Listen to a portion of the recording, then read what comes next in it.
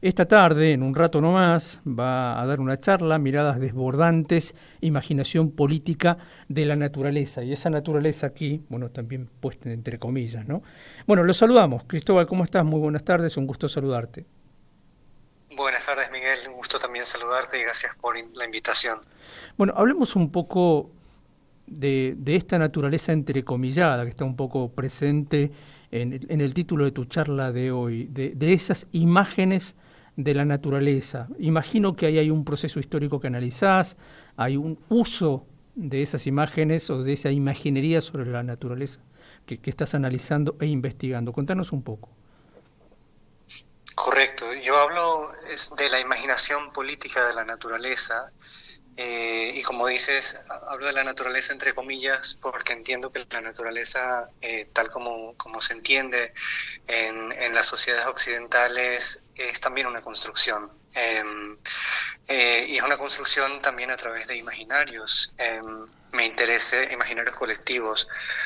Y a mí me interesa particularmente la imaginación política, es decir, cómo estructuras, ideas y prácticas políticas eh, capturan o representan aquello que llamamos naturaleza.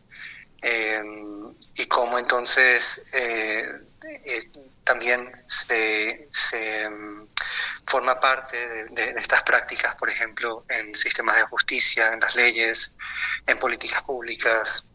Esa es un poco la aproximación a esta cuestión de la naturaleza, que más allá digamos, de desnaturalizar el concepto de naturaleza o digamos, de suspender un poco el automatismo entre la palabra y lo que significa y decir, bueno, ¿a qué nos referimos con naturaleza? Entendemos lo mismo cuando hablamos de esta palabra, ¿no? Ujú. Estás en misiones en el marco de un intercambio, en este caso con Austria, con Viena puntualmente, y se me ocurría preguntarte por una figura que quizás sea más conocida e importante incluso en nuestro lado del universo que en Europa. Estoy hablando de Alexander von Humboldt, que bueno, fuera de Alemania y de Austria quizá hoy no tenga la relevancia que tuvo en su tiempo. Pero bueno, ahí hay una construcción y un impacto importante de su obra en la idea que hoy tenemos de naturaleza. Absolutamente, absolutamente. La figura de Humboldt fue, junto con otras figuras, exploradores, hombres, casi todos ellos, sino todos que en siglos XVII, XVIII, XIX vinieron al continente sudamericano y a partir de sus, digamos, prospecciones geográficas, a partir de su estudio botánico de la flora y fauna de este continente, crearon un imaginario de la naturaleza, ¿no? También muchas veces llevando muestras a los museos y a los archivos europeos, ¿no? A partir de Ujú. allí también se crea unas imaginaciones míticas de la exuberancia, de lo exótico en Europa y se construye a partir también de allí ideas de lo que se entiende por naturaleza.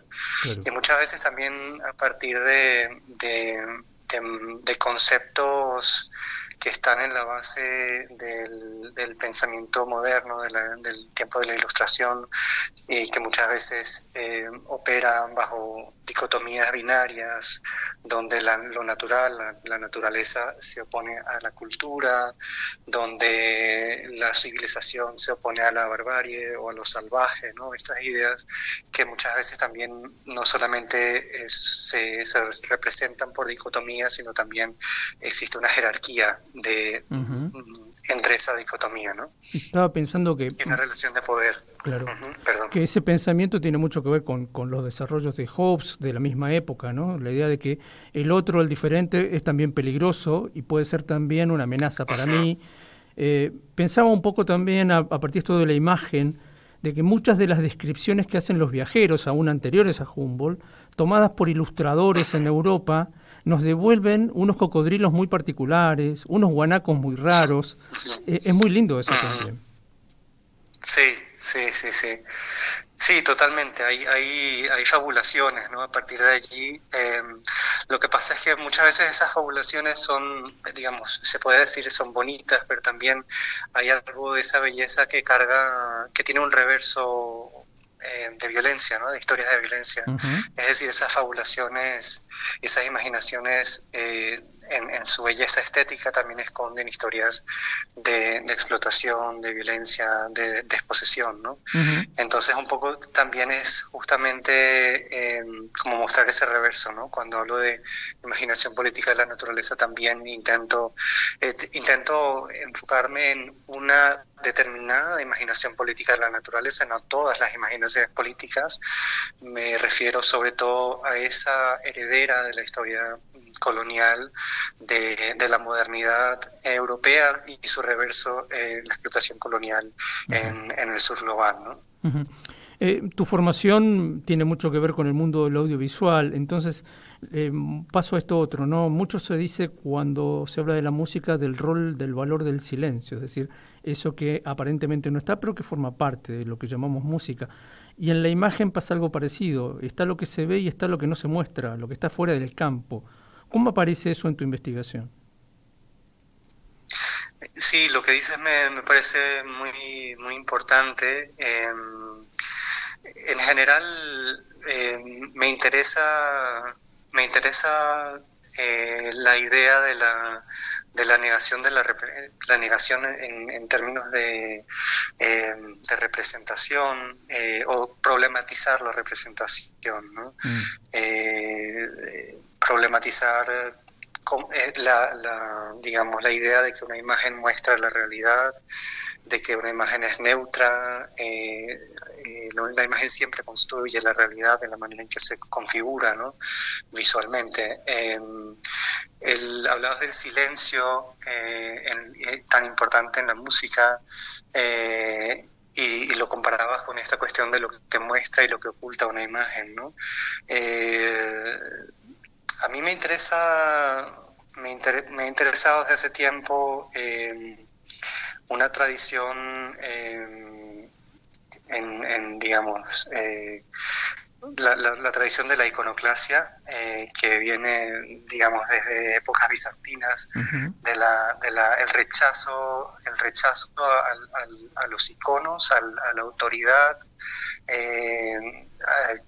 a la autoridad que imponen determinados iconos, símbolos religiosos, pero no necesariamente solamente religiosos.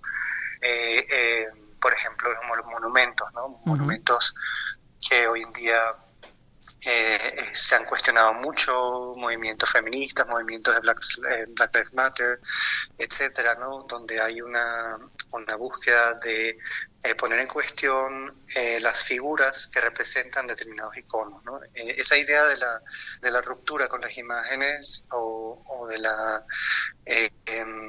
ruptura también con la imagen como un modo o con la visualidad, que es algo que articula relaciones de poder, no solamente en los medios de comunicación de masas, también en el sistema jurídico, por ejemplo, las maneras, porque hablo de imagen también de una manera amplia, ¿no? Hablo de representación y de Ujú, visualidad, ujú. como por ejemplo la cartografía es un ejemplo clarísimo, ¿no? Como a través de la cartografía se trazan líneas fronterizas y se consolida una comprensión se consolida también la propiedad del territorio, ¿no? La Claro. propiedad privada, Y el se centro, privatiza el territorio. el centro del mundo, ¿no? Si uno ve algunos mapas medievales, Correcto. el centro del mundo estaba en lugares muy determinados de Europa entonces. Otra cosa que quiero que me ayudes continuando un poco con el desarrollo que hacías recién. Pensaba también en las Ujú. grandes religiones, en las grandes religiones monoteístas y su uso o no uso de la imagen, ¿no? Grandes escuelas dentro de la fe islámica reniegan de la imagen, la Ujú, prohíben, de ujú, hecho las ujú. han destruido en los últimos años, ¿no? Cosas Claro. como las que han hecho los talibanes, por ejemplo, en Irán o en Irak. Eso por un lado, y por otro lado la utilización al revés de la imagen como un proceso de construcción de fe, ¿no? Las grandes catedrales góticas, por ejemplo.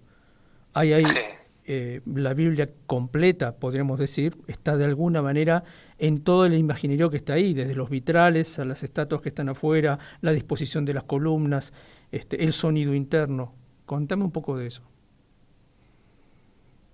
Sí, yo diría que, claro, a mí me parece interesante esto que estás diciendo porque entonces las imágenes no son solamente, digamos, las imágenes también son espacio construido, ¿no?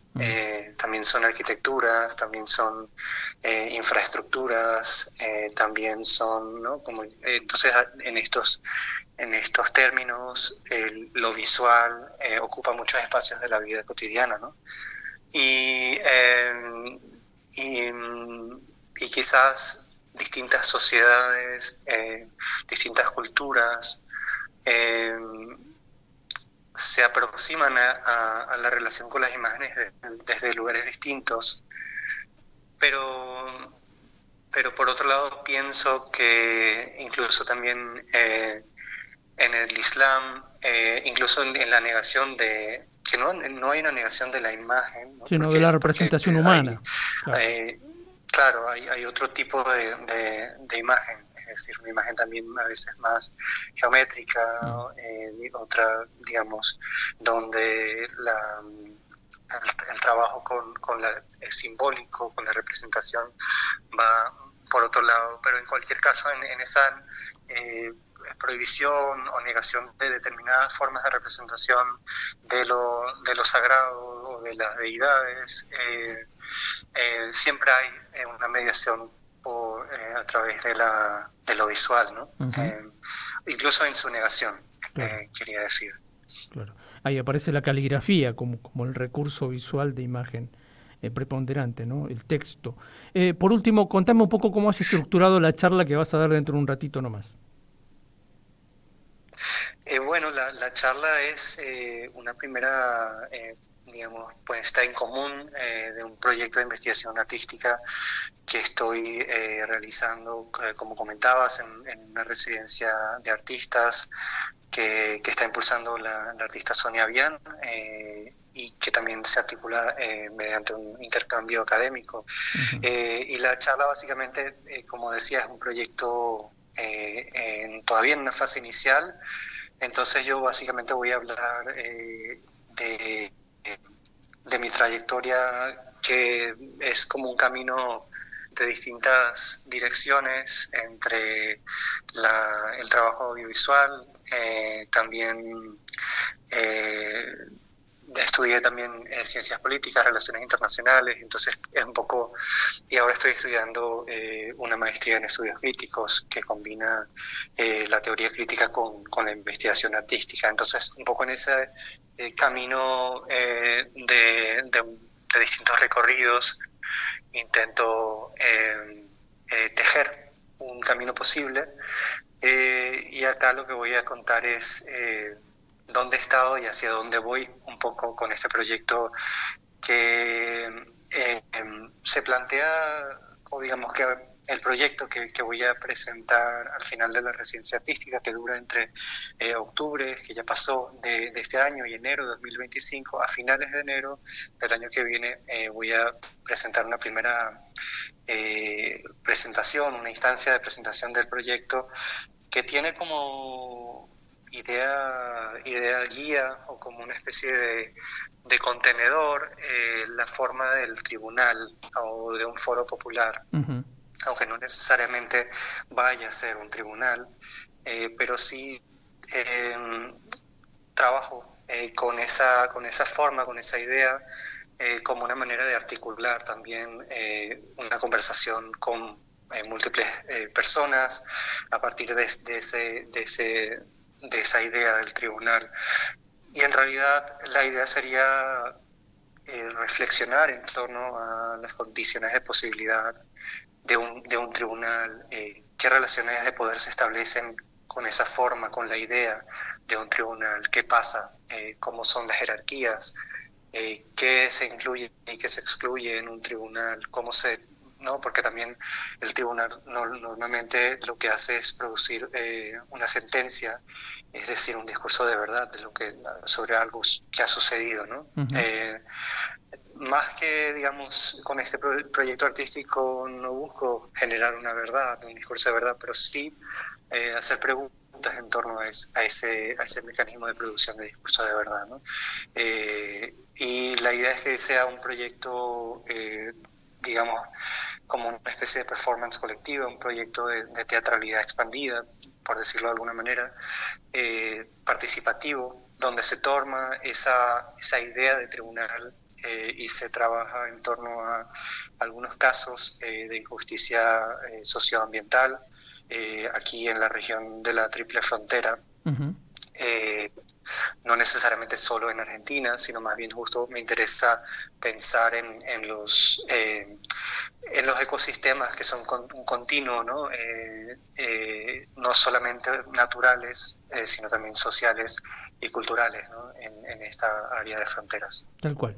Hagamos la invitación entonces, Cristóbal. Miradas desbordantes, imaginación política de la naturaleza. Esta presentación será en la tarde de hoy en la Universidad Gastón Dacharí, eso es por calle Colón y Salta, segundo piso, sala de videoconferencias, hora 17:30. Correcto, sí. Perfecto, perfecto. La invitación abierta a todo público. Así es. Me encantaría contar con muchas de las personas que nos escuchan hoy. Seguro. Cristóbal, bueno, te mandamos un abrazo. Otro abrazo, muchas gracias, Miguel. Muchas gracias. Charlábamos con Cristóbal Adam Barrios, él es